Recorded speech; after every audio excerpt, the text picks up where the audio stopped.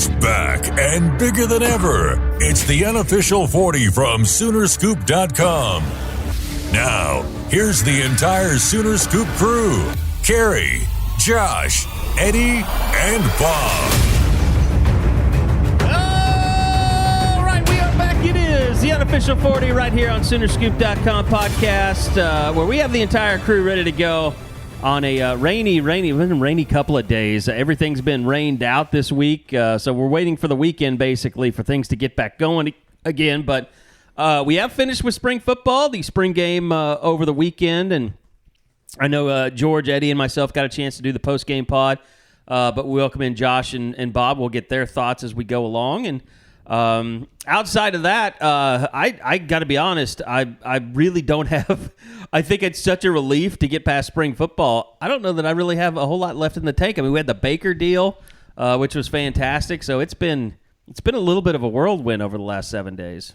It has been. And, we talked about it a little bit on the post-game pod on Saturday, but the event on Friday was unbelievable. I couldn't have been more happy with, kind of what we did, and then obviously with the money and everything that they raised for Meals on Wheels here in Norman. That was tremendous. And, again, if you haven't listened to the podcast that we did out there, I was really excited about how that turned out. So it was a lot of fun, and Saturday was a lot of fun. It was kind of cold, but... Are you, by the way, are you holding our office swag hostage? Do I have to pay you to get that now? The what? Our office swag that we got from the signed Baker Mayfield poster. I don't have it. Shut the f*** up. Whoopsies. No. You said you were putting it in your car. And I think I completely left and didn't even think about it. Damn it, Eddie. The only thing that we got to prove, like Baker signed all that shit. I don't remember. That poster that was sitting up on the easel? I know what you're talking about, but I don't remember if we grabbed it. I think we took it. Well, no, we didn't grab it. You said clearly. You were going to grab it because I had all the shit in my car. I had 7,000 pounds of gear in my car. God damn it, man. Well, I mean, it's not the end of the world. No, but it would have been nice to have in the office after... I mean, look, it's not all about money, but my God, as much money as we paid to do that event... We didn't get shit out of it to hang in the office? I got some social media clout. Yeah, that pays a lot, doesn't it? How many times have we had this discussion? God damn it. I wonder if Top Golf still has it. I don't know. We could call up there. Yeah. You call up your there, best bet. I don't know why you're so mad about it. This is such a behind-the-scenes look. I hope this stays in. Because I was like, last couple of days, I was like... It was raining, and I was like, well, Eddie can't get that out of his car. It'll get all, spotty I honestly, until you said something I hadn't thought about it. Yeah, I forgot about it. Where were you at, George? I know, this is partially probably my fault because I was helping load the car. Jesus Christ. I didn't even think about it as soon as we took out the ton of stuff that we had up there. I bet they still have it. I bet somebody just crumpled it up and threw it away. They're like, "What's this?" But no, it was like a. They took it to a printer. It had our logo on it. It had the no Bogeys thing, and Baker signed it. I will say that the signature wasn't very big, though. He could have signed it bigger. Whoa! Shots fired. That was a criticism I was not expecting. Right there. That's also, a new one. I feel like you didn't sign it big enough, sir. He didn't sign it big enough. All right. Well, we need to contact Baker anyways. Like I was about to say, we could just ask Baker. Put it on him. This signature's not nearly big enough for us to display. We need you to go ahead and fix that. Okay. So I will regroup here, and we will move on.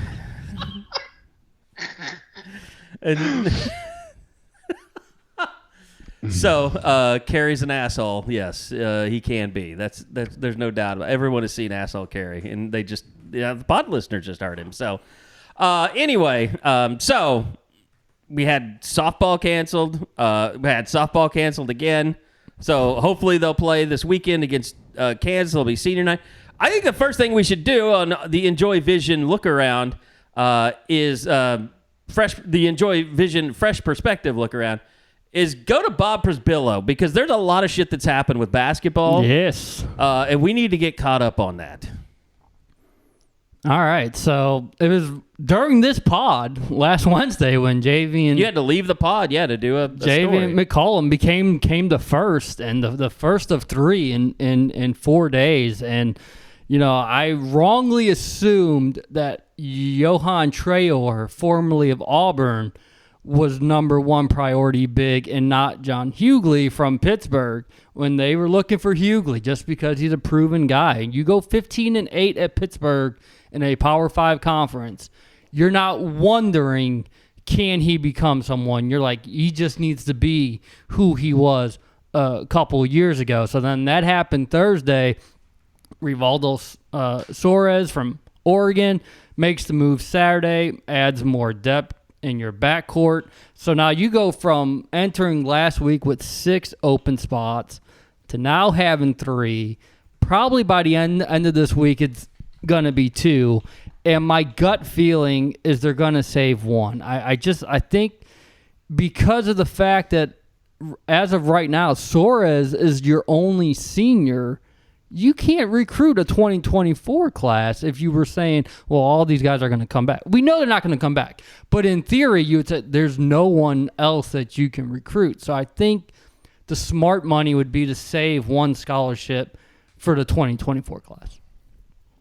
Are they going to the Final Four?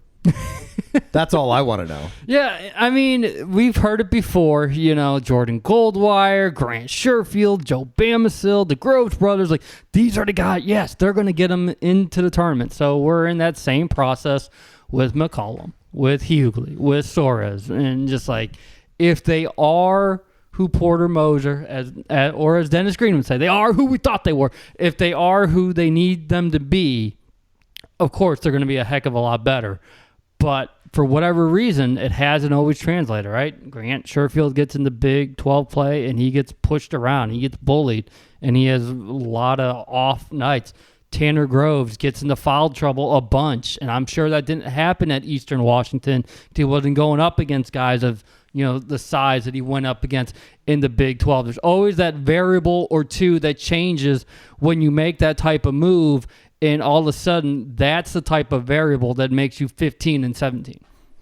You did say this, though, as far as, I think you said this this morning. You probably said it on the board as well, Bob. It does seem like, specifically with McCollum and Hughley, those were guys Plan that they A. wanted from the start. Yes, Plan A. Plan A guys. They can finally, thank you. We got them. We didn't have to go to Plan B and Plan C for our first, couple guys that come from the portal, especially McCollum. I know a lot of people just looked at Siena and said, what? There's no way. But, I mean, he's got, great reviews across the board about what he brings to the table. And you get him, Hughley, ever since he committed last Thursday, he's been on the warpath. He's either recruiting for OU or he's telling people, I'm going to be that guy. I'm him next season. Like, after the down year that he had with the knee injury, with the mental health issues,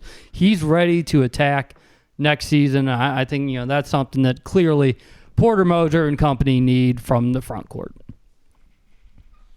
Well, it will be interesting to see, moving forward, just as far as like the, and I know we hit on it a little bit, but the hire of Armando Gates, I mean, obviously is a positive, right? Yeah. It seems like he comes in with, at least there's something there. And no, I'm not trying to talk shit on Doc Sadler, and I don't know what he's going to be with the program moving forward, what position he's going to be, but it does seem like that was a positive hire.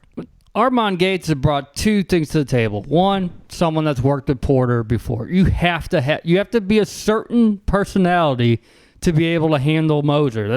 You probably could say that about every head coach, but you say that about Moser for sure, because when you think about what happened with Matt Brady just a couple of weeks before the season starts, if you try to go outside, it's not always going to work. But with Gates from their time, Loyola, they're going to be okay.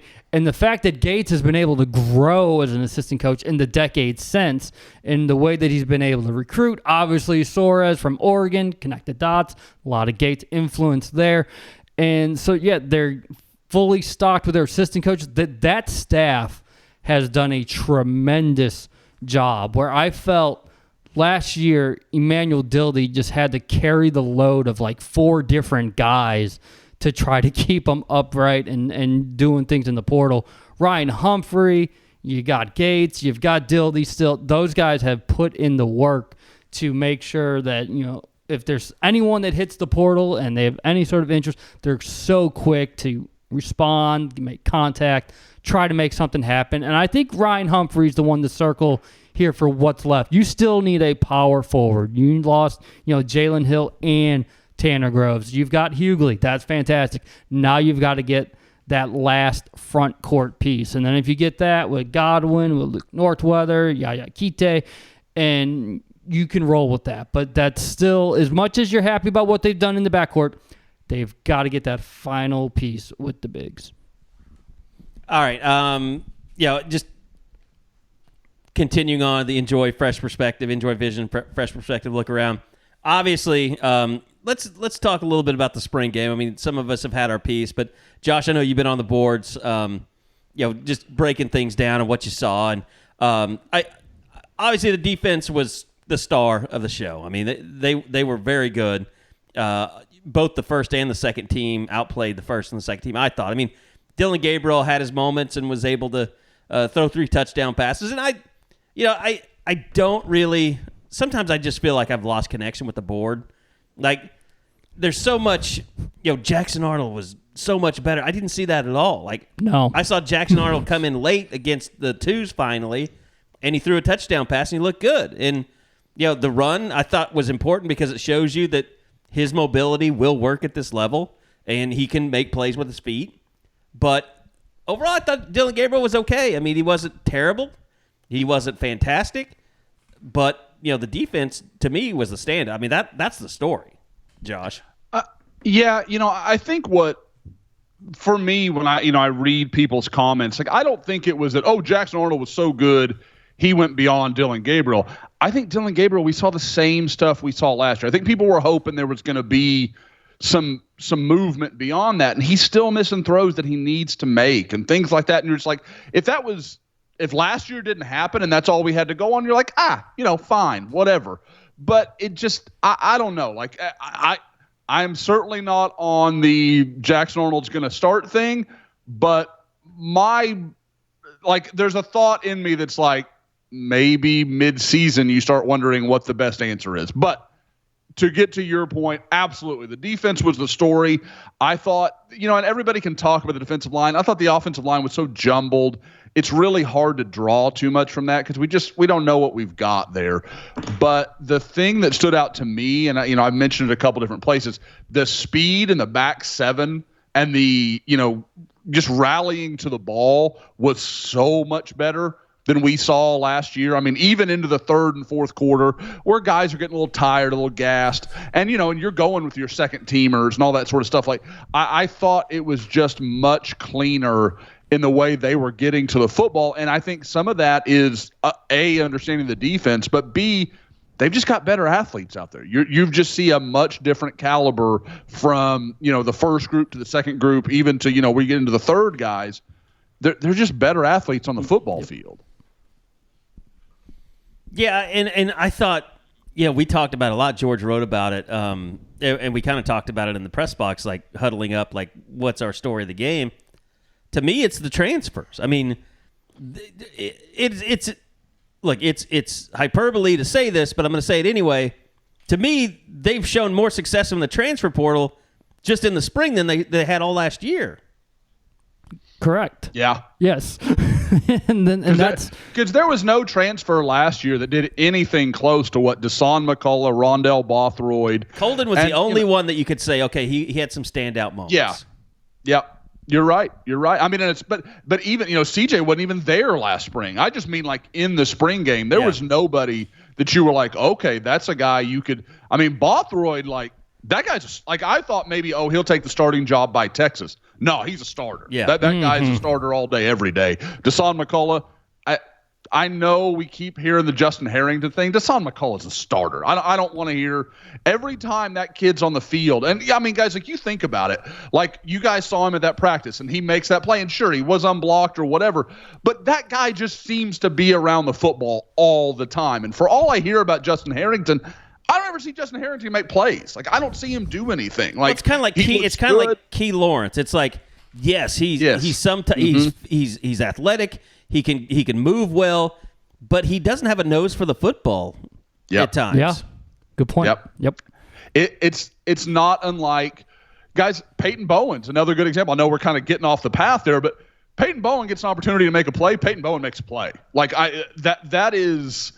that's something that this defense, we all know it's lacked it for years. And I've always felt like when you put a good player on the field, like even if he makes mistakes, even if there's errors, you're going to see little flashes like, oh, man, that guy could be special. Jackson Arnold showed you some of that. Peyton Bowen showed you some of that. P.J. Adebawore tracking down the back outside. Like, you're like, that's not normal. People can't do those things. And, again, like I'm not saying, oh, go start all these guys. I'm just saying those special players, they show you glimpses. You don't have to wait long to see something unique. I got a pretty good kick out of, Peyton Bowen came into the post-game meeting room, and somebody basically asked him, like, not necessarily were you surprised to make a play like that, but he gave basically his comment basically was like, that's what I'm here to do. That's what I do. Like, I just, it was kind of a reminder of. We don't get a lot of 5 stars around here. I know you don't know that. Like, but, it was just kind of a reminder of, oh, yeah. That's why you go get guys like that. That's why you go get a P.J. Adebawore. Buki was doing that stuff. Knock it off. Let's be fair. Well, maybe Peyton Bowen can find the sledgehammer and bring it back. That'd be something special. But no, it was kind of refreshing to see some of those guys out there running around, and obviously, I don't know. I maybe I've just, and maybe this is kind of a personal issue, but I don't see how this defense can't be better. Like it truly, like they have better players this year. That's you nailed it, Josh. I mean, having guys that have a nose for the football, like I saw more of that in the spring game than I've seen in years in Oklahoma's defense. Out of multiple people, and we're not even talking about Kobe Lewis that led the team in tackles as a freshman. Well, shirt freshman, whatever you want. Kip, but yeah, Lewis, I mean, like, what did I call him? Kip Lewis is one of those guys that you're Kobe like, Lewis. Oh wow, I combined the linebackers. Yeah, that'd be a pretty damn good player. That speed and that size. I mean, if Kip gets to 220, I mean, just be close to what you need him to be. That guy's a football. Like again, and you go back and watch him in high school. I remember the first time I saw Kip was in state championship game his junior year. I fell in love with him on that game. I mean, it was unbelievable. It was on my birthday. I'm at a bar drinking with Tiffany, and I'm watching the state championship game. Like I'm in my heaven. Like this is great. And all that kid did, I think he had like 17 tackles, like 4 for loss. Like, and I mean, I get it. He's playing high school kids. Like that's fine, but you could tell like he wasn't just athletic. He saw stuff other people didn't see. They were like, just go make plays, Kip. Just let your talent be what it is. And that's why he's special. And it's guys, that's a lot of the same thing I heard Eddie talk about in the postgame. That's why Brent's talking about Lewis Carter. Lewis Carter is very much the same kind of guy. Just like, I don't know where he fits. I don't know exactly what he's going to be, but I know he's a damn good football player, and they're going to find a way to make him work. Are you fucking telling me right now that OU is backing up player after player on defense? I don't believe you. I don't think that's possible in this day and age, is it? Guys, if they can put, I mean, and we'll get into this because a lot of them were on campus this weekend, but if they can put together the 2024 defensive line class and add it to P.J. Adebawore and Derek LeBlanc and some of the young guys they have coming through, that's the last hurdle. Like, I mean, I'm not saying they've got it all figured out, but 2 years down the road, there's a very real world where that's a good defense. Josh, what'd you make of the interior defensive line? I know there's been a lot of talk about, and again, like, basing it off of one public practice is probably a little much, but I don't know. It does seem like they have some bodies that can be contributors. I don't know if they have any, like, I don't think that they have a all Big 12 type guy or an All-American type guy, but they should have some guys that do get their name in somewhere in the first, second, kind of third team All Big 12 type thing.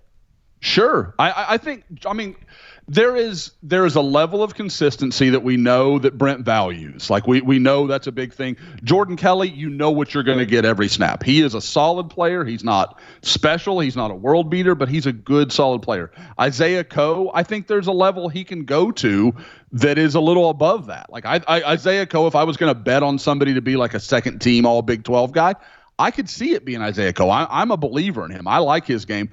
Jonah Laulu is just one of those guys that you're like, if he can get to 290-ish over this summer, really get where defensive tackle where he's not just losing on weight and strength every single snap, there's a world where I think he did some good things last year as a defensive end, and he was just learning the defense, and B, wasn't overly athletic for his position. You slide him inside, and all of a sudden he becomes a very viable athlete. I thought Todd Bates, he gave away. He told us what Joseph Laulu is. He thinks he's Jalen Redmond on the interior. He thinks he brings that kind of skill, that interior pass rush that they're missing. And if you can consistently get what you wanted from Jalen over and over, that's and Laulu, if he stays healthy, he's better than Jalen Redmond. Yes, because he's a more consistent player, and I love Jalen. I knew him since he was a freshman in high school, but he just never was. Some of it was health, and there's a lot of other reasons, but he never was able to be a consistent player for that defense. Josh, on the flip side, and you didn't even mention Grayson Halton, by the way, who I thought might have been the most impressive. He was really good. Yeah, he's one of those guys where I don't know how to take what he was going against. Like, I don't know how I measure that a little bit. But guys, there were, and I should note, I know a lot of listeners have kind of, and people on the board have asked me, we're going to do a Monday Morning Idiot. I'm kind of forestalling it just a little bit, but we will have a Monday Morning Idiot. That will get done. I would have guessed in the next week or so. So I'll go back over it and kind of watch everything and do some of the normal tape breakdown stuff that we always do. Why would you be stalling? Moving on. George, you had a question. Well, he kind of hinted at it there, talking about Grayson Halton. Just on the flip side, Josh, are you worried at all about the offensive line, considering that they didn't hold up well at times, especially, obviously, that second unit? I know they got some guys out, but what did you think of the offensive line? I am, if I'm being honest. Again, this is the roller coaster of my emotions with the offensive line. Before I left for my vacation, I was doom and gloom. I got back and I had convinced myself, amongst a lot of rum punch and dark and stormies, that the offensive line was going to be great. And then were you drinking on Saturday? What's that? Were you drinking on Saturday? No, I heard you guys say that. I literally have not. Eddie was fascinated with whether you're drinking or not. I convinced myself that you were just shit faced. No. I have been clean and sober for approaching 2 weeks now. So I'm I don't know. I think I'd had enough. I'm one of those people, I drink for 5 or 6 days and then I don't want to see alcohol for a while. I'm good. I did that kind of same thing. Like when I stopped drinking, which I have been, my mind, it's like I remember waking up Saturday and I thought, man, I should have drank so much last night. I feel terrible. And then I realized I didn't drink last night. But it's that's withdrawals. That's a different thing, Carey. Well, that's when you wake up in a pool in your own sweat. Yeah. No, but you do get that thing where you get kind of punchy in your brain when you stop drinking for a while. Yep, there's no doubt. No, I think Eddie probably just overexcitement that I had something to watch. I got to consume information and watch some tape and knowing I was going to go back over it. You guys know me. I'm a nerd. I'll probably watch this thing 3 times before the end of the summer. Because I'll overanalyze and be an idiot about it. So that's just gonna happen. To be completely fair, I am literally watching it as we speak. It is on my computer playing, just kind of oh yeah, go over that, see that, just kind of refreshing myself. But to George's original question, the offensive line, I think there are absolutely concerns. Savion Byrd, that didn't look like the same guy we saw against Florida State. And I know Gabe has talked about the weight loss and all that sort of stuff, and I think that's entirely valid. He was not moving people like he did. And I think some of that is a credit to Oklahoma's defensive line becoming more more nuanced, more playing with better technique and some of those things. But he's also a guy playing at 283 pounds at guard. Like, guard is usually your biggest, I mean, I hate to say it, fattest guy on the offensive line. They're going to be a mauler. You just want to do that, like, I wouldn't want to see that guy in a dark alley kind of thing. You want a Duke Robinson, you want a Ben Powers. Yes. Again, and guys, to quickly go over it, the interviews from the No Bogeys were fantastic. That was awesome to listen to. I listened to it the next morning. So, by the way, I'm quickly, not an interview pod guy, but that was awesome. I would like to apologize to Edward Lawrence Radosevich III for my tirade against him. I feel bad now. Well, I mean, I feel bad because here's the thing. I definitely said that. I just completely didn't even think about it when we were in the parking lot out there. Now forgetting the sign it has been replaced by a better thing, which is the start of the pod. So the story about you forgetting the sign is now better than actually having the sign. That's the way I look at it. If we can't find it and or a legitimate replacement, we should just have a frame up on the wall, like just what empty. Eddie forgot. Like, yeah. That would be so great. Like when a kid will write on the wall, and you've seen people put like a empty frame or whatever around it to make it art.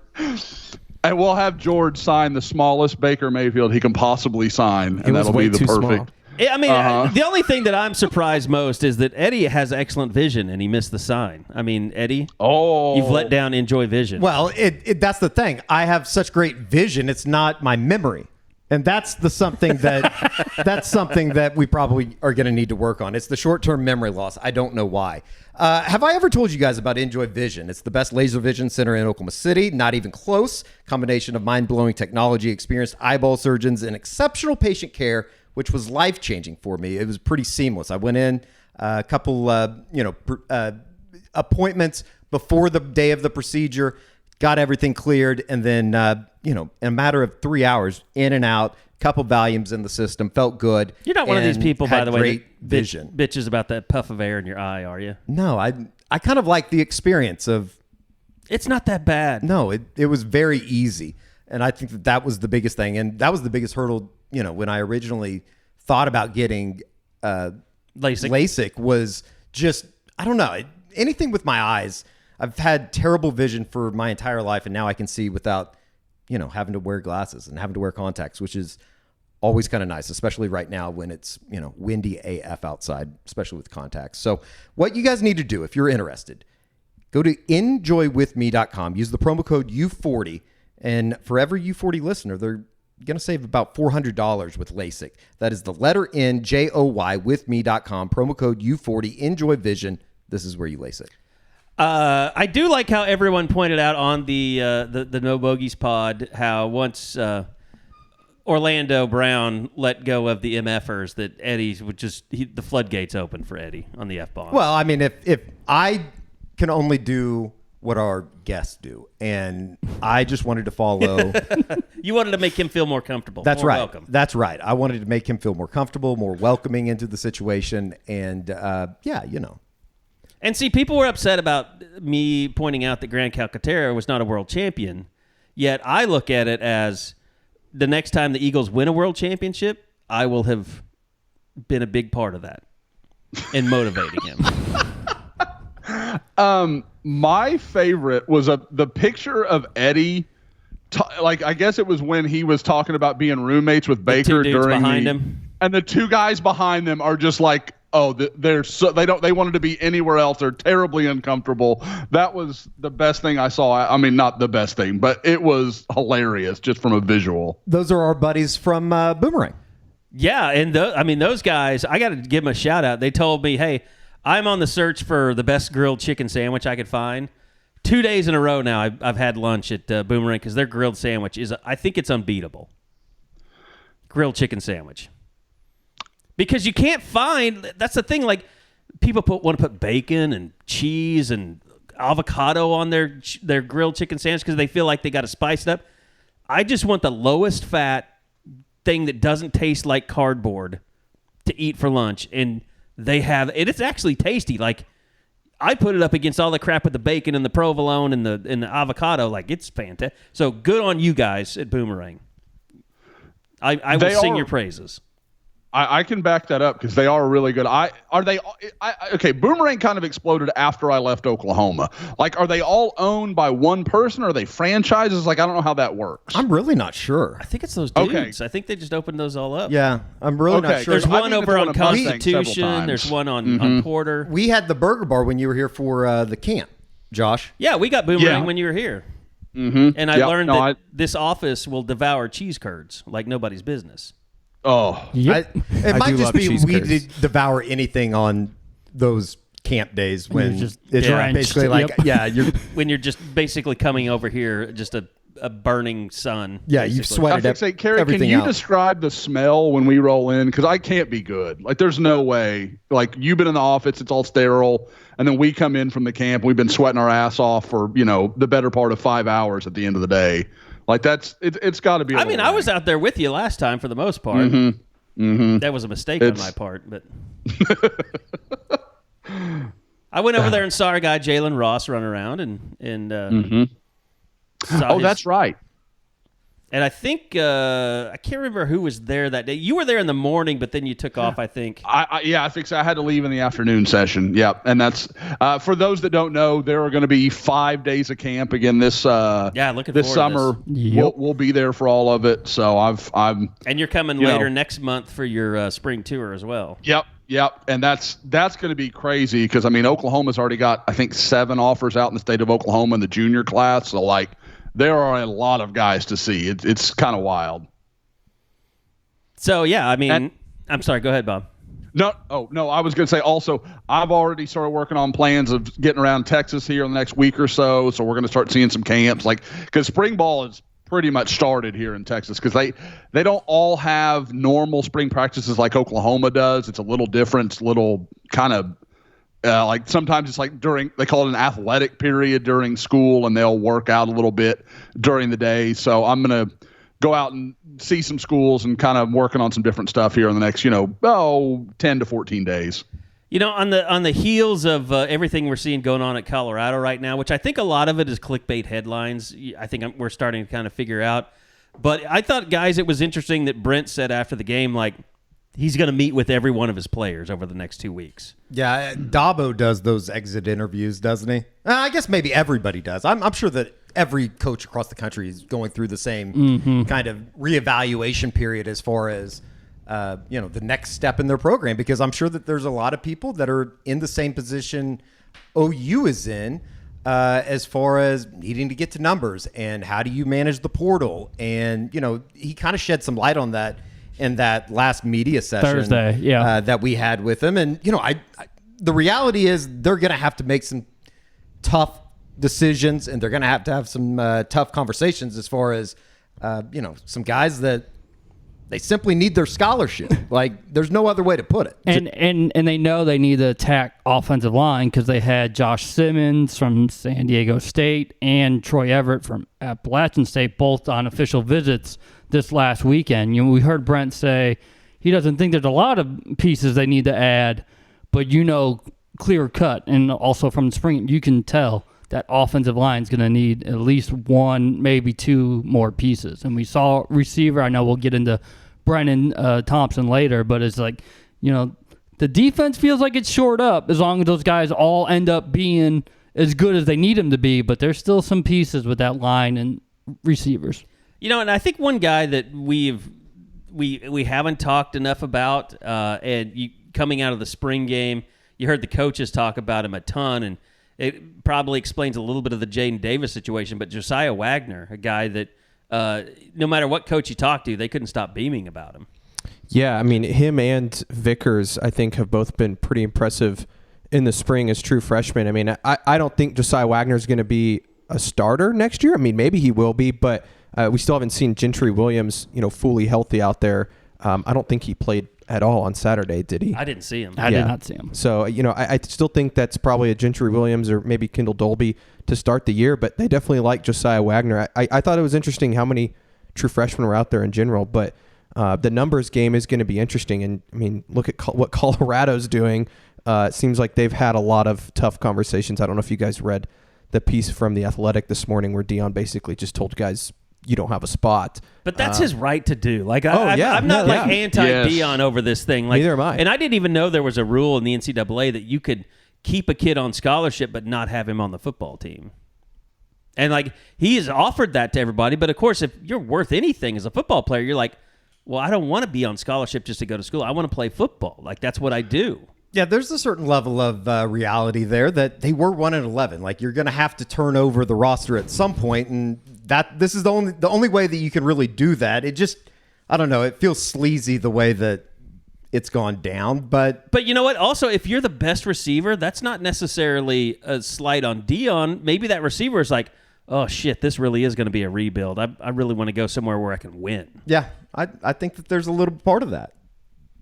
That's a really good point, Carey. Like, I don't think people are thinking that kid's like mad at Dion. Like, he's like, no, they're going to strip this down to the bones, and we're going to be fucking awful this year. Like that's the thing that I guess that's what shocks me about this whole thing is like, it feels like you could do this gradually. Like, okay, we're going to work. I was listening to somebody today, and they were comparing it to like home renovation. Like, okay, we're going to fix the kitchen and the master bathroom. It's not going to be somewhere you want to live in while we're doing that.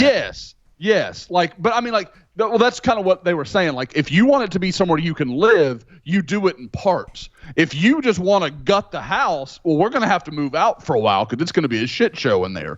And that's kind of what it looks like. I thought he would do it in parts and like try to make 23 as successful as it could be and then really be pushing to 24. But like, you know, like it feels like they're just punting on 2023. Like, this is just going to be a shit ass team. And that's the way it's going to go because like, it's not just, oh, can they bring in these players? Then they've got to teach them the offense and the defense, and they've got to get them to buy into the program. And like the idea that there's 40 players that are certainly more experienced, more ready, and are going to have a better knowledge base of your schemes than the guys you've just sent out. There are 51 players off that roster from last year. Like, that's not tenable. I don't believe it is. Like, I think you're just accepting this year is going to be a shit show no matter what we do, so let's just move forward. But back to the outrage or whatever that people, the clickbaitiness of this all, like, I saw that, you know, I think you guys put it in the war room about the guy that was like, I'm sorry for coaches that wanted my practice film last year. Like, and I'm thinking about that, and I'm okay, so wait a minute. You don't have any game film for coaches to look at, so you're relying on practice film, which nobody gives their practice film. Correct. Like, that's just not, like, if you want, like, that's just a soft guy to me. That player that you know is entering, he's soft. Like, he's whining about something that no one gets. Like, that shouldn't be and then he's like, oh, I didn't mean a slight on Dion. Then why'd you post that? Oh, the hell he didn't. Yeah. The head coach won't let me. Like, knock it off. You know exactly what you were going to do. The thing that and we've talked about this before, and I get so annoyed with it. Like, okay, and I'm a big advocate for player rights. Like, I 100% agree with the NIL and like all that stuff. I love that they can get paid. I think it's fair and it's right. But if you're going to do that, you're going to open that can of worms. You have to accept there is a level of expectation, and if you're not meeting it, best of luck. Like that you want to work in a professional environment where you can make money. Guess what? There's expectations. Like, it's in a free ride anymore. Speaking of Deion Sanders, you know what his nickname is, right? Oh. Prime Shrimp. It's not his nickname, but it's close. PrimeShrimp.com. Go check them out. Great sponsor of the pod. Want you guys to support them, and hey, it's easy to do. Especially use the promo code U40. You'll get 25% off any order of $50 or more. And they've got the individual packages now with all the different flavors, so you can try a lot of different combinations, whether it's the French Quarter Alfredo, the garlic herb or butter, whether you want to go totally Cajun with their signature season, or their Louisiana boiled Cajun shrimp. It's all there for the taking. The New Orleans style barbecue shrimp. Go check them out. PrimeShrimp.com. It's an easy, under 10-minute meal for you at home. For me, I'm getting ready to order some more because I'm on the doctor diet. I don't want to die. So I will be getting some more Prime Shrimp. You can get it to go to PrimeShrimp.com. Don't have to pay those stupid DoorDash fees and all that crap.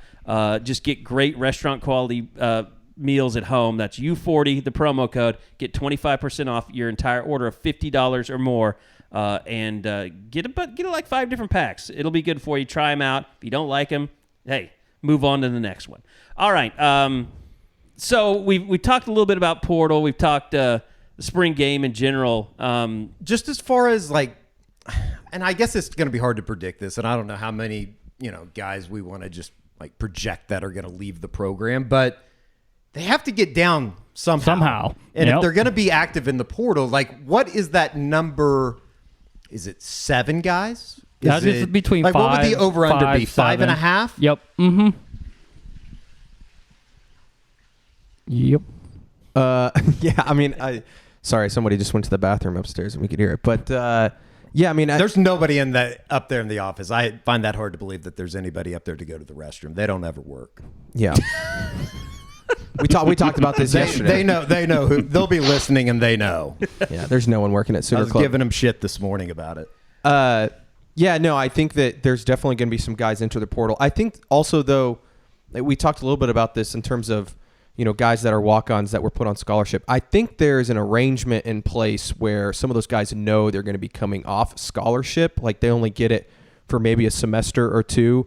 And then it's, I mean, that's kind of what Brent hinted at last week. Yeah. You were the one that asked that, Eddie, about, walk-ons and numbers game. Sure. I think there's several guys that'll come off that. So that'll add to the list, but there's definitely going to be some guys, I think, into the portal. And that's what I wanted to know from you, Josh, is there any guys that you're kind of watching or paying attention to that maybe you didn't see a lot of during the game on Saturday that you're like, hey, maybe they might be thinking about going in the portal? I think the obvious one is Nate Anderson. I mean, I know we've brought him up before, and I wonder what that's like, which it's an interesting dynamic because they're recruiting Nate's little brother. How do you navigate that? Like, that's kind of a weird little world to live in. Now, I will say there are other guys, I think my problem is it's kind of like what I was just talking about with Dion. Like, they don't have great numbers on the offensive line, but they've got several offensive linemen that I don't think are ever going to play a role for them. Nate's one of them. Cullen Montgomery. Mm-hmm. I don't believe Cullen Montgomery's part of the future plan, and part of that's I didn't feel he was when he was signed out of high school. So, maybe that bias is just seeping in. But I had heard some stuff in the offseason like, oh, he's changed his body and he looks better, and then I didn't hear about him all spring. So you're just like, I don't know what to do with that.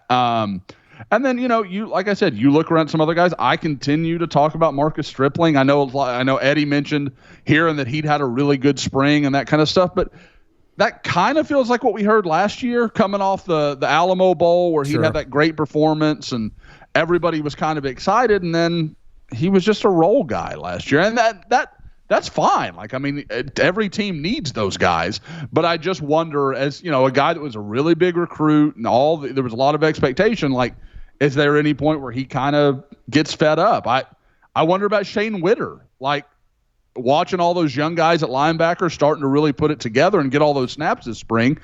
Does he want to go somewhere closer home? He was a guy that was committed to Wake Forest, prior to Oklahoma offering him, and him actually ending up at OU.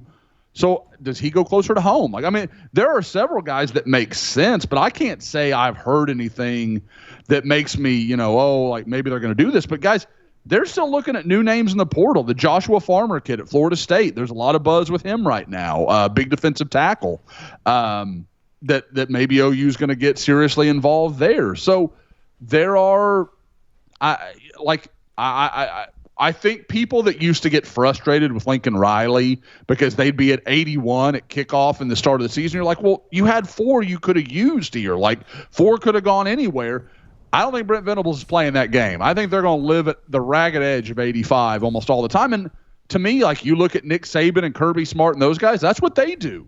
Like, it's survival of the fittest at all times. And listen, you buy the string in the clubhouse to use. You don't carry it around in a scramble not to use.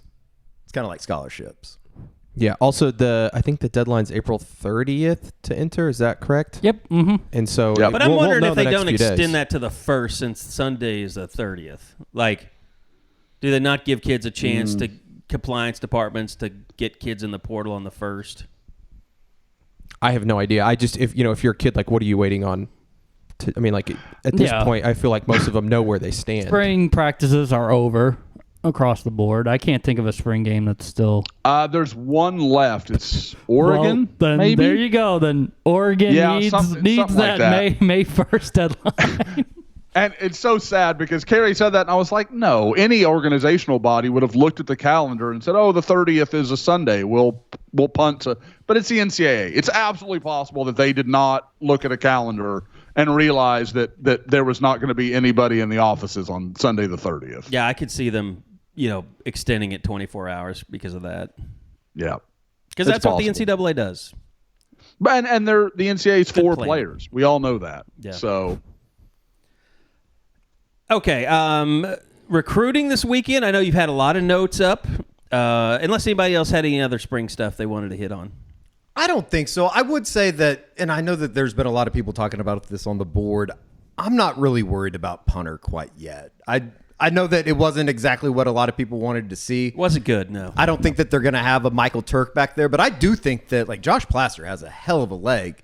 It's going to be kind of interesting how they use like Plaster for if they want to Long bomb, kicks, bomb punts, and then if they want to use Elzinga for pooch. like he's a pitching wedge specialist, I guess, if you will. So I'm just not too worried about that. Well, if Jackson Arnold's the starter, they'll never have to punt. And that's a fact too. I told Jeff Levy after the game, it's like, hey man, you averaged 80 points today. I don't think anybody's going to be bitching about that.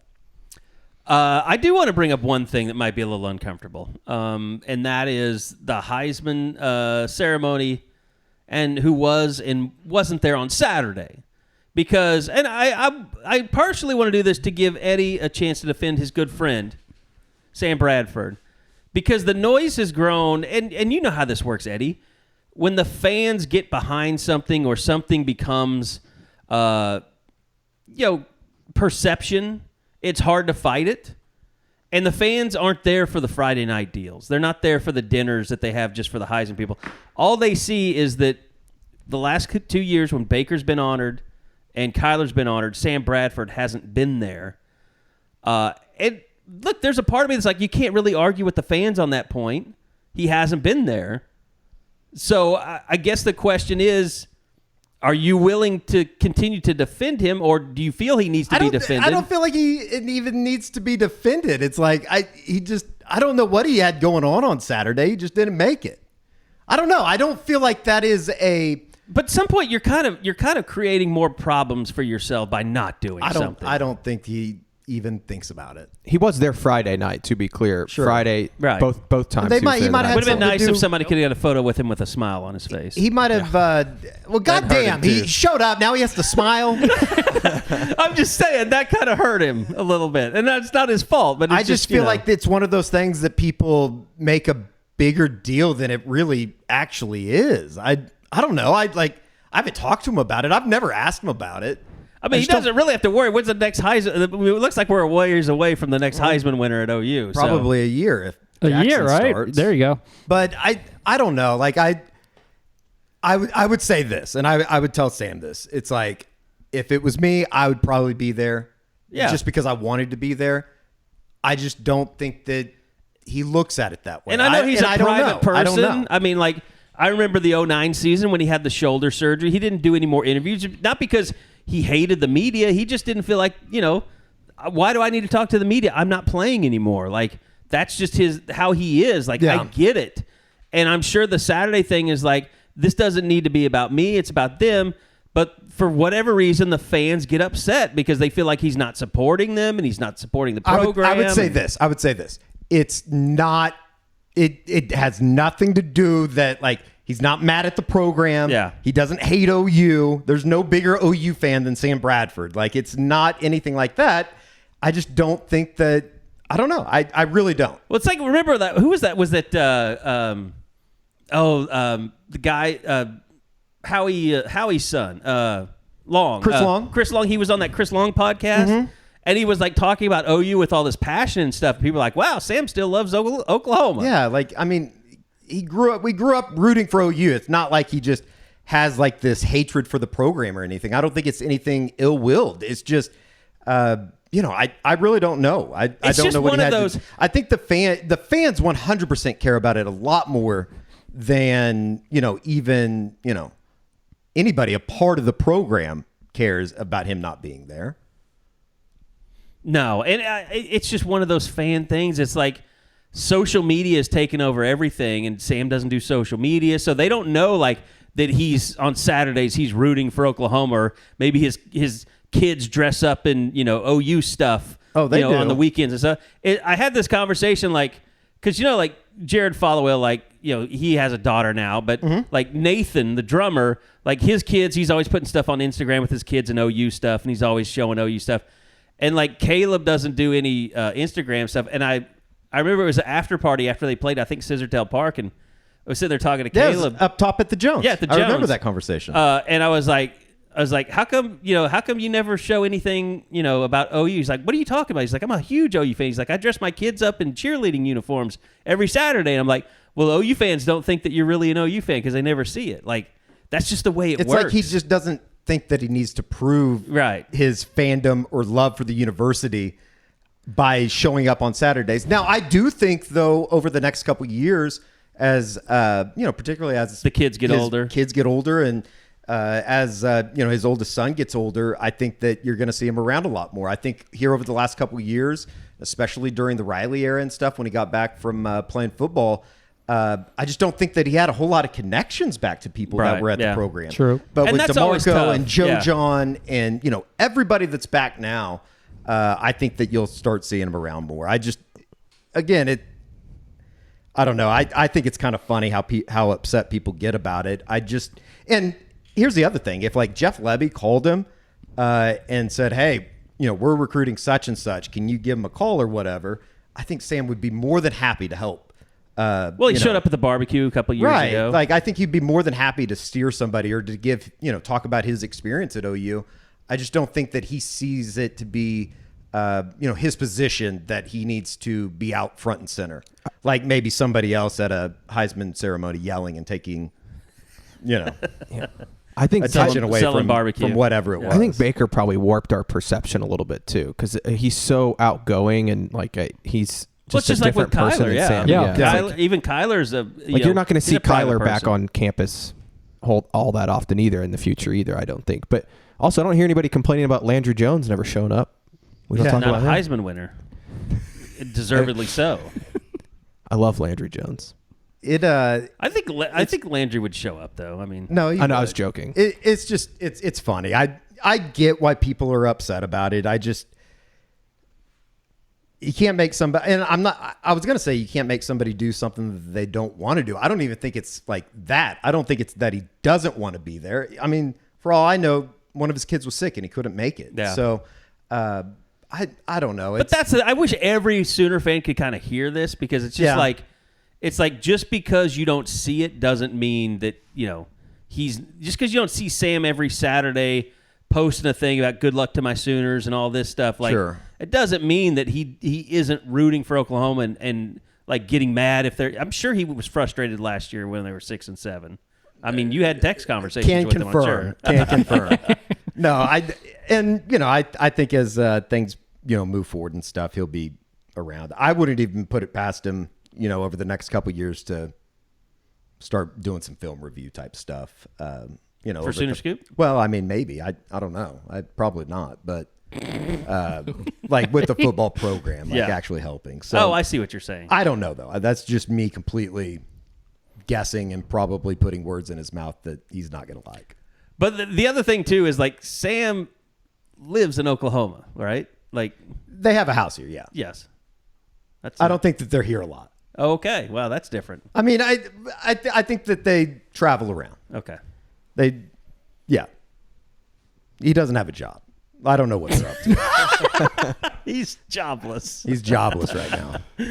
All right, so that'll do it. This is a discussion I felt we need to have from someone that knows him well. I know that we always say it, but I will start trying to get something of a idea on if he would like to sit down and talk about it. Yeah, I think that'd be great. I mean, just like Friday. I mean, it's always great when we can talk to former players. It's never Like I was disappointed that Sterling didn't want to come on because I think that would have been a great conversation. Yeah, I think he had to go see his mom. I think, and I he'd think been he there had for a while. The two girls here with him, and so it is kind of funny that that fans have to feel. I don't know about justify is the right word, but they have to feel like it's like, oh yeah, like he does love this university. Right? When he was around for 4 or 5 years, and not just Sam. This is anybody, Sterling or whoever. Like Orlando, that they have to prove like their love for the university is the exact same of the fan. When it's always going to be there for a lot of those guys. When they played here, it's even better. I mean, it's different. Well, they're invested. Yeah, it's like we've talked about with even during the seasons. Like, do these guys care? It's like you don't do everything that they do, getting up at 4:30 in the morning to work out during the summer and basically sacrificing some of the best years of your life. Now, there's obviously some perks that come with it, but you don't do that if you don't love what you do. No. All right. So let's move on to the big recruiting weekend. As I said, Josh, you had a lot of stuff on the site, and we'll continue. All right. I want to tell you guys something special about Dead Soxy coming up. All eyes on Oklahoma softball this weekend. Dead Soxy's ready for the Sooners to swing. You're going to save and score starting today. All non-licensed merchandise, 30% off with promo code SCOOP. That's an extra 5%, 30% off promo code SCOOP. Keep an eye on the Sooners and the Jayhawks this weekend, and you might be able to score up to 40% off your entire order. If the Sooners hit a combined total of 4 home runs or more during the weekend series, the discount will increase from 30 to 40% off. That's right, with 4 home runs or more in the series, the grand slam of a deal will be activated. Visit deadsoxy.com, use that promo code SCOOP at checkout, and score your favorite styles, whether that is the no-shows, the boardroom, the college colorways, all of it 40% off if the Sooners hit 4 home runs or more this weekend against the Kansas Jayhawks on the softball diamond. So go to deadsoxy.com, deadsoxy.com, and take full advantage. And as always, stay Soxy. Track all of this, but let's talk about some of your takeaways from the weekend. Yeah, obviously, since the last time we talked, Oklahoma picked up 2 commitments. You look at Isaiah Autry, the big offensive lineman from Mississippi. For those that don't know, related to Marcus Dupree, and was a guy that I want to say was just offered, it was March 29th or something. I mean, it was at the junior day in person at the junior day. Very, very quickly how fast it all came around. But, I think it was just a situation where he really liked Oklahoma. And this is a Bill Bedenbaugh kind of guy. I mean, 6'8", 285, 290, huge human being. And I think is kind of the interesting thing. And I keep kind of noticing this more and more. I remember in the early years, guys, we would talk about when Bill would take an offensive lineman, it was always these massive guys, like 330, 340-pound guys. And now I feel like he's moved into a little leaner, more athletic guy, and then let Jerry Schmidt and company kind of build him to where they want him to go rather than trying to lean him out kind of thing. I think that's been a analytics thing that a lot of football coaches have started to notice. And that, I'm a huge fan of it, but I think it's interesting to watch how that's developed. The other is Jaden Hardy, the big defensive back from Louisville, a guy that I think we all knew Oklahoma has led for quite a while. I'd had a forecast in for a while, and it's just a guy that I think he finally was just like, I know what I want to do. I think he had made several trips, and it seemed like he was close a couple of times and then would kind of step back from the ledge. And I think with Jaden, he knew he really likes Jay Valai, really likes Brandon Hall. Rivals has him as a safety. He's kind of a smaller playmaking kind of safety, 5'10", 170, a guy who you can use in coverage and do some different things with. So, you start your weekend off with those 2 guys, and you're really off to a strong start. But the thing that I came back with was just I guess the thing that OU fans will like is there was a lot of conversation amongst these guys on playing together. I know Joseph Jonah Ajanye, the big defensive lineman from Conroe, Texas, that I've talked a lot about and what a big fan I am of his game. he mentioned, there was a picture of him with Todd Bates, David Stone, and Nigel Smith. I mean, 3 of Oklahoma's biggest defensive line targets all in one picture. And I asked him, I said, did you guys, talk about what that could look like if you guys were part of the same class? And he goes, we'd be the best defensive line in the country in a couple of years. And you're like, okay, so I guess it came up. So I mean, they those conversations were happening, and with the fact that, I mean, Joseph admitted to me, OU's his leader right now. They're out in front. Nigel Smith Nigel's much more guarded and would never say that, but you talk to enough people, that's very much the vibe I get, the big defensive lineman from Melissa, Texas. And then David Stone, David's a kid that I know very well. I've known him a long time, and he's never going to say one school leads or another school leads, but I mean, he's pretty open that he likes Oklahoma a lot. And I think if it was a perfect world, that's where David would go. And now he's got to make sure his family's comfortable with the idea and all those kind of things. There's still more to cover, but you throw those 3 in, and the talk that OU is either, 1A or 1B with Williams Nwaneri, I mean, it's just incredible what this defensive line class could be. Now, we had this same conversation last year. We did the same thing, and then they ended up with obviously a huge star in PJ Adebawore and Derek LeBlanc that's a good quality player, but you missed out on the David Hickses, the Colton Vosiks, some other guys that they were real close to landing, and it just didn't come together. So there's a ways to go between what I'm hearing now and the finish line, but Oklahoma's where they need to be with these guys. Josh, was there someone that it was just uber important that they got to campus this last weekend? I think one of the interesting ones that not enough people are talking about is probably Michael Boganowski, the big kind of athlete from Junction City, Kansas.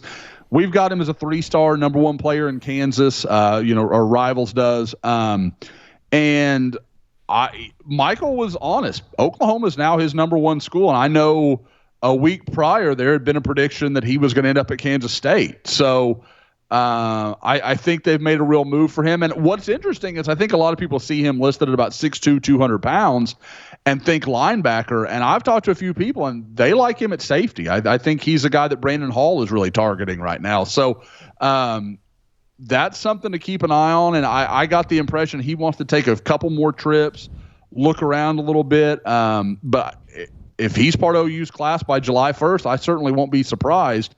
And again, just to kind of stem the momentum a little bit of where things were going. Another I would say, and it wasn't a guy that I would say because he's a rising junior in the class of 2025, Michael Fasusi, the big offensive lineman from Louisville. He was a late addition. He messaged me Friday night and said, "Hey, I'm actually going to be able to make it up." And I said, "Okay, great." And so we talk, and he stays in Norman on Saturday, and he's hanging out with Savion Byrd, and he's hanging out with some of the other offensive linemen, and was just clearly over the moon about hanging out with those guys and some of the relationships he built. And it's a while. He's not going to rush to a decision, but it's also worth noting, as a Louisville Fighting Farmer, he is a teammate of Jaden Hardy. So that doesn't hurt OU at all. So that is a guy that's got a chance to be one of the best offensive tackles in the country in that class. Like, that's a huge early start for OU. Now, again, long way to go, but I like what I heard from most of these guys. And Josh, you mentioned last Friday that Jaden Hardy might be one of those guys that might pop throughout the course of the weekend. We know they got barbecue in June, Friday Night Lights, July. Is there anyone that feels, you know what, it might happen in the next week or two, and that visit might have been enough to not even have to wait till June or July? It's so funny sitting here because I really, we talked for about 20 minutes before the podcast got started, and there was a name I meant to mention to you guys that we all need to be ready for. But yes, I put it in woke. I would expect in the next 24 to 72 hours, there will be another commitment in the class. Big time guy, was a guy that was there this weekend. And a guy that, again, another guy that I've had pegged in this class for a while. So I think you're starting to see that momentum build. You're starting to see the class really grow. And guys, we talked about it. Eddie brought it up several times through the last, month or so, where it was kind of like, this is normal, right? This is all going to plan. Oklahoma went from not a single commitment as of March 24th to now with just 5 commitments. They've got a top 25 class and are just going to keep climbing and climbing and climbing. Like, we know that they're just going to move up the rankings, but this next one's going to help them in that regard. Wouldn't shock me if they moved into maybe the top 20-ish kind of area. So you're starting to see this build. And it's what's interesting is they started off so far behind that 23 group with the big Jackson Arnold commitment early and Oklahoma having a few guys, Eric McCarty, just totally blanked on Eric's name. But, you start going through that list and they had a few guys early on. Now it looks like, if I'm going to guess, they're probably going to end up with more guys committed going into the summer than they had last year when they just they're there right now. Now that I'm sitting here looking at it, I had kind of said this and not really done the math. Last year going into June, they had 3 commitments: McCarty, Yes. Jackson Arnold, and Josh Bates. And of course, Bob knew. So Bob was getting ready to. I think Ashton he might have backed out by then. Yes, you're right. So, but right now, they're sitting at 5. Like I said, I think by, I don't know, let's just pick a random starting time of next Monday that there'll be 6 at least in the class. Just out of and then go ahead. So again, you're going to see more happening. Just out of curiosity, how many guys have you pegged? Phrasing. Good God. When I said it, I was like, I feel like I'm going to hear about that. I feel like that's going to come up again. But just And how many head jobs are given in the DFW? That's all I could think lately? about. For the pegging record, Xavier Robinson, I've got forecasted to Oklahoma. Joseph Jonah Janier, which is one I put in this weekend. Bryant Wesco, the big offensive lineman, big wide receiver from Midlothian. Michael Boganowski, Zion Kearney, Jeremy Payne, Tavani Mazzell, William Zaneri, Nigel Smith, and Caden Durham. And Caden Durham's an interesting story going on right now. So, and I will say, only Boganowski and Durham are not currently 100% in the predictions to Oklahoma at the moment of the guys I've listed. So I've stepped out on a lot of limbs is what I'm saying. I know that there's a lot of, obviously you're talking about David Stone and how big of a player he's going to be in this 2024 group. Is the reality there that, talking about getting maybe one of the best defensive line classes Oklahoma has ever brought in, is that a reality? It's 100% a possibility. Like possibility. The people keep asking me like, well, okay, what are the odds of a class like Jonah Janier, David Stone, Nigel Smith, and Williams Naneri? And again, I think OU would still have a few guys like Kellen Lindstrom came in this weekend. And I think OU's in a really good spot there. It's interesting. OU looks like they may be in a couple dogfights with Tennessee on a couple of guys. Williams Naneri and Kellen Lindstrom kind of at the forefront of that. A couple of big defensive ends, Kansas City, Missouri kind of guys. And they are, like I said, it's going to be a dogfight for all of these guys. And that's the thing. All these schools, too, you're going to see the recruiting pitch turn up. Like, there's just no question. That's going to happen.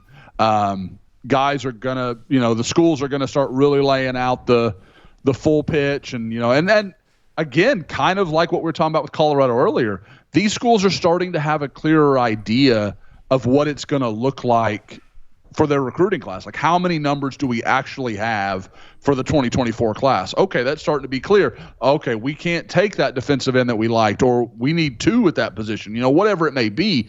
So that'll all ramp up a little bit, and in some cases die down, where maybe Oklahoma, a guy kind of falls into their lap because the school just didn't have a number to take a guy that they wanted. So I think that'll be something to watch. But the defensive line class, you look at those, the 4 I'm talking about, again, Jonah Janier, David Stone, Nigel Smith, and who am I forgetting? William Saneri. I think Oklahoma leads for all 4 of those guys right now. Now, mathematically, even if I say that, the odds of the whole class coming together, it's like 10%. It's unlikely because there's so many variables. But that's doing it in a straight math sense. I like where OU is on those guys. I would be surprised if they didn't land probably at least half of those guys, and then we'll see where it goes from there. Josh, just the last one from me. We're looking at running back. You mentioned Xavier Robinson. He's going to announce May 10th. You have the forecast in for the Sooners. You got Caden Durham, who visited this last weekend, but steamed picking up LSU on that front. Are those connected at all?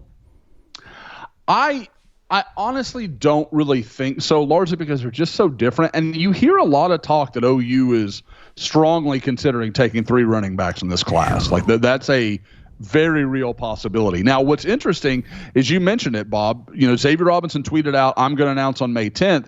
He's since taken that down. So I don't know how to read that just yet. I've got a few calls in. I'm kind of checking around a little bit on that.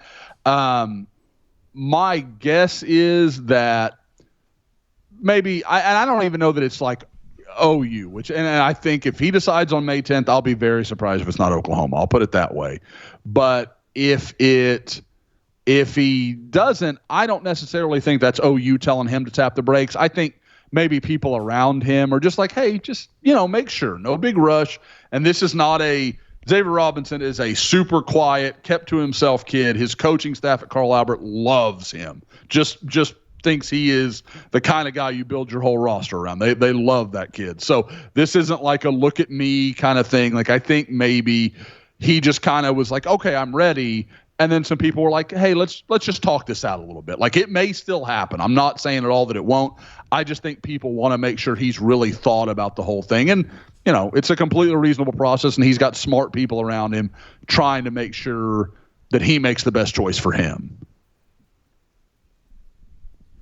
All right. Are we done? You anything more recruiting, or we want to go into a little baseball, a little Texas sweep since we talked last? I did on Durham. Bob kind of asked me about Durham, and I know people are going to be interested. I've got a lot in Woke, so if anybody, any subscribers listening haven't checked that out, please go read it. Put it up early this morning. I would just say it's just going to come down to OU and LSU. Like, I think that's just where this is heading. There's some others involved. I think LSU is making it closer than a lot of people on the OU side of things kind of thought was going to happen. But I don't think there's been some big shift to LSU or anything. I don't think that's what's happened here. And I think a lot of his family and friends want Caden Durham at Oklahoma. And I think that's what will probably win out in the end. But if you told me it's LSU, I'm not going to be shocked. Like, I think anything outside of those two choices would be very surprising. But I just think there's been a little bit of hesitancy for some to believe that LSU had a chance here. LSU has had a chance. And I know some people I really respect think it's going to be LSU. So, again, like I just think it's more of there's an awareness growing that LSU's a real contender here. But I don't think anything's changed or there's something like, oh, he's about to pick LSU or anything like that. All right. So thank you, Josh, for that. And Eddie, as I mentioned, a big sweep over Texas over the weekend. Yeah, everything rained out so far this week, so probably going into next weekend before they get to play again. Yeah, they won't be back out onto the field until Friday when they welcome Kansas to town. There are surprising instances throughout a baseball season. I don't know if I could put anything ahead of what they did over the weekend down in Austin. Sweeping Texas for the first time in Austin ever. Sweeping Texas for the first time since 1998. You look at, the bullpen they were spectacular. Carter Campbell was the Big 12 pitcher of the week for his efforts on Friday and in the first game of Saturday's doubleheader. Overall, bullpen goes 11 1/3, 7 hits, 3 earned runs, 1 walk, 11 Ks. I mean, you get that. If that's what you had been getting out of a bullpen all year, you're sitting in really, really good shape. So all of a sudden you go from, entering the weekend in which you were 4-8 in conference play with, bad series losses against Kansas State, getting swept up in Manhattan, and then obviously losing 2-3 down in Waco. All of a sudden you're 7-8 and you're right back in the thick of things. You still have series against West Virginia, who's leading the conference right now at 8-4, Oklahoma State at 11-7, and you're kind of in the middle of that group with Texas, Texas Tech, OU, TCU. OU's literally a game out of fourth place in the Big 12, which I think if you would have asked anybody when they were 4-8 where this thing was headed, it probably would have been far from where they stand now. So top 50 in the RPI, which is important. Right. I don't think that, Carey, I mentioned to you yesterday that I don't know how much they actually wanted to play that game last night against Oral Roberts, who is 92nd in RPI. It's kind of a lose-lose, especially coming off of a weekend in which you swept Texas. And They've already crushed them once this year, haven't they? yeah, they went up and scored, 13 runs up in Tulsa, the most runs they had scored since like 1997 or something up there. So needless to say, they come back this weekend against Kansas. At a minimum, you need to win the series. But a sweep, and all of a sudden you're 10-8 with 3 series left. Two series left, excuse me. And it would be like you're then starting to play to try to get into the NCAA tournament. Mm-hmm. And it's not just pitching either. I mean, they have been bad in the field at times. I mean, they play very, very well defensively. They were last in the Big 12 going into last weekend in fielding percentage. So, they should get Easton Carmichael back. He's coming back from mono. That kept him out of the start of the Stanford series a couple weeks ago. It's going to be interesting to see how this whole thing comes together. Was last weekend just, kind of a weekend where everything went right, or are they going to start playing some pretty good baseball? And offensively, I think it's there. Bryce Major's having a hell of a year. Dakota Harris back in the lineup, obviously. Anthony McKenzie's been really good for them. It seems like they're starting to maybe make a turn. And, I think it was after the, what would that have been? Oh, it was after the Saturday Tech game. They had a little bit of a team meeting, and, the players only meeting, which, I think most of the time you roll your eyes at, but, since then they have been playing well. And, obviously things went sideways up at O'Brate. Then, again, when they had terrible pitching, it all comes down to what they're doing on the bump. And it will be kind of fun to see. It's at least you keep an eye on it now moving forward to see kind of where this thing goes. And again, it's like if you can just get through this weekend, if you can get to 10-8, if you could sweep Kansas, you're in really, really good shape with 2 series left in Big 12 play. And then they also go to Spokane, Washington to play Gonzaga for a 3-game series here next week or 2 weeks, May 12th. So I don't know. I was as surprised as everybody else to see the outcome in the finals from Austin. All right, and then this weekend coming up, it's senior weekend for the OU softball team. Bob, what are the for just the casuals, like who are the players to look out for? They're going to be playing their final games at Marita Hines. Yeah, I mean, you'd have like regular season, like Grace Lyons. You'd have like Storako, Grace Green. This isn't a. Is Kinsey a senior? Yeah, Kinsey Hansen will be. It's not a massive senior class, but I mean, there's enough that they've been around the block a time or two, and they've been such vital contributors throughout their time here. They're doing something Sunday after the game, not before, but after the game, and it should be a pretty nice weekend for them. And coming off just. I mean, you hate to say they made a statement, but that's just a statement-making weekend in Waco since the Bears were the only team to beat them a couple months ago. And Sidney Sanders hitting that 3-run homer in the 6th inning on Saturday for the 4-0 win, and the pitching, just 3 more shutouts. Jordy, Alex Nicole still doing what they've been doing the entire season, and it's just... if you can get Sidney Sanders to wake up to add to everything else that's in that lineup, you don't want to say they get overconfident, but you're almost sort of wondering, especially with the way Texas swept the Cowgirls. So now Bedlam lost a little bit of steam in terms of the national outlook. It lost all its steam. It did. All right, it did. But so now you swept Texas and you run ruled them. You're starting to wonder. What team out there could challenge them in this type of tournament format? Yeah, and I mean, you look at Haley Lee, and Jada Coleman's even kind of had a little mini slump, as much as you could, for as good as she is. But Sidney Sanders, I mean, joining that, I mean, that would be unbelievable. I mean, that would give them a lineup, as you said, who can contest, who could give them some competition. If Sidney Sanders is going like this, there might not be anybody. Yeah, because you might get him one game, but few teams in the entire country have a staff that can go at them 2-3 games in 4 or 5 days and really make them work and have them pressured the entire way. And that's just you're not going into this with like somebody like a G. Juarez where they've been up and down in their career and then they get fire in the postseason. Like, you've got 3 pitchers going into a postseason that can all start and win,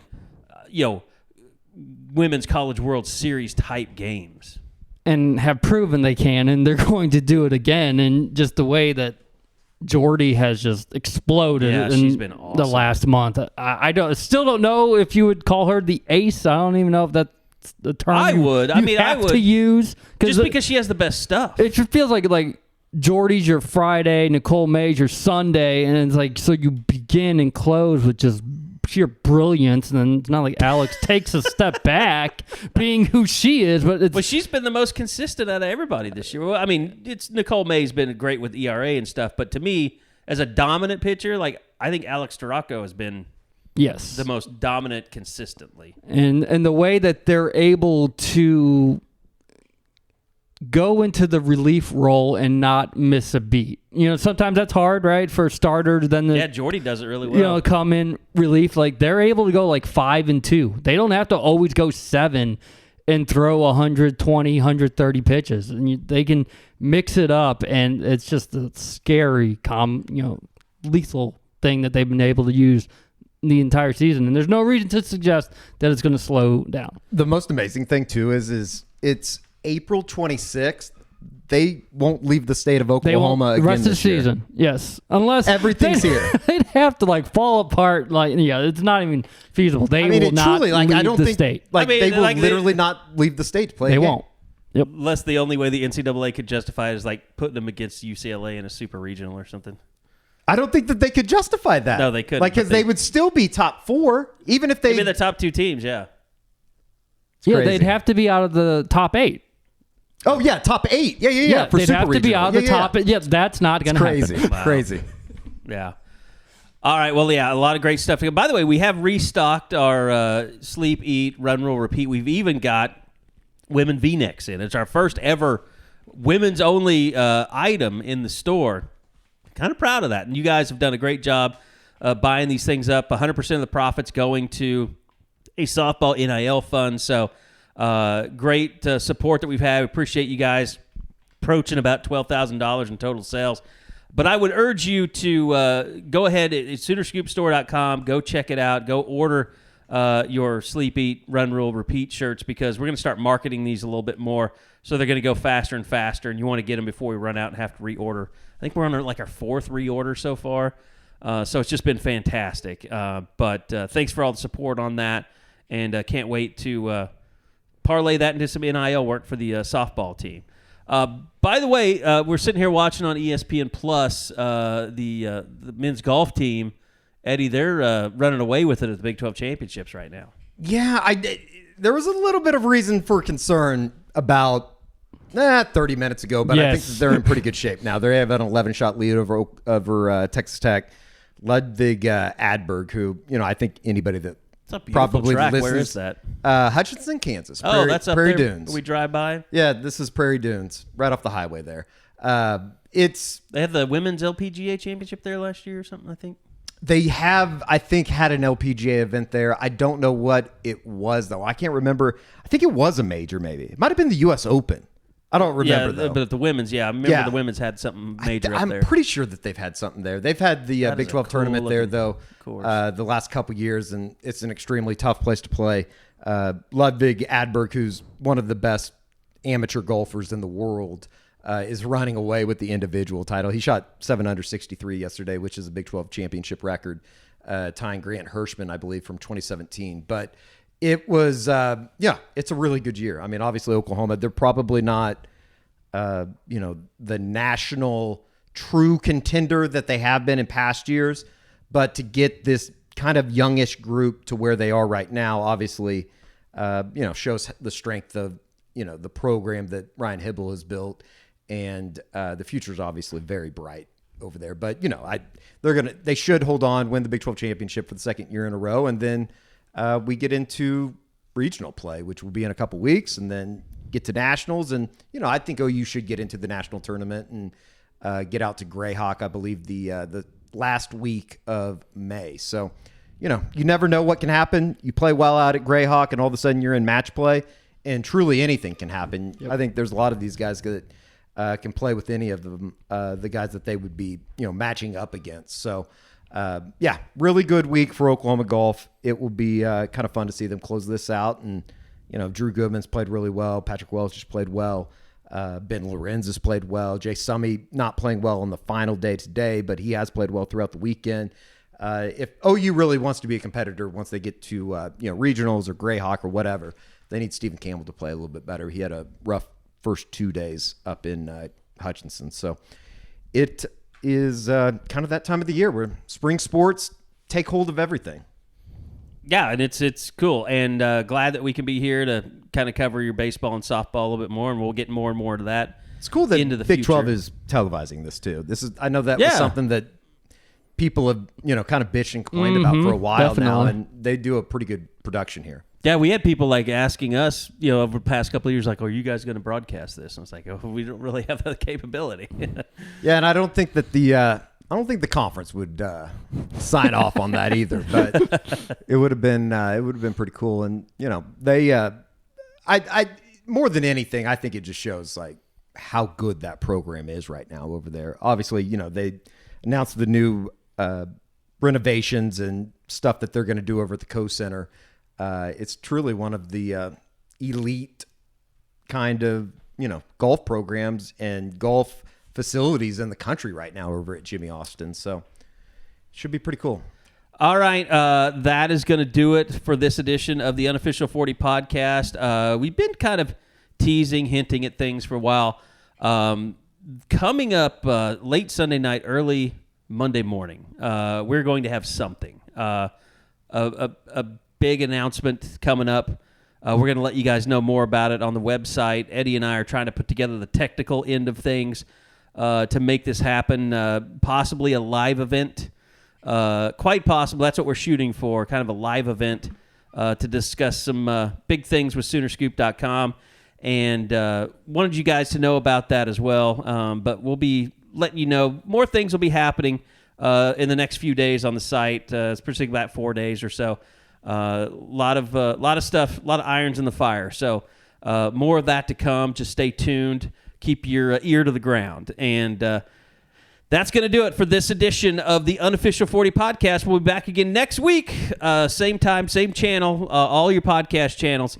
No matter what, Sooner Scoop, Unofficial 40, Oklahoma, Eskridge Alexis Oklahoma postgame will still go on as you've always known them. So that's going to do it. We'll be back again next week for another edition of the Unofficial 40 podcast on Soonerscoop.com.